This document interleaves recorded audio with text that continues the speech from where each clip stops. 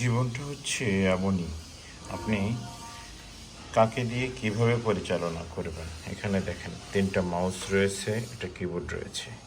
এখন এই মাউসটা একটু কালারফুল, দেখতে সুন্দর। এখন আপনি এই সুন্দর জিনিসটাকে ব্যবহার করবেন নাকি রেখে দেবেন। আবার এটা একটু রাফ ইউজের জন্য ভালো। এখন এটাকে আবার এটার সেন্সরটা ভালো, আপনি কি এখন এটা ইউজ করবেন নাকি আরও একটু নর্মাল রয়েছে এটা রয়েছে।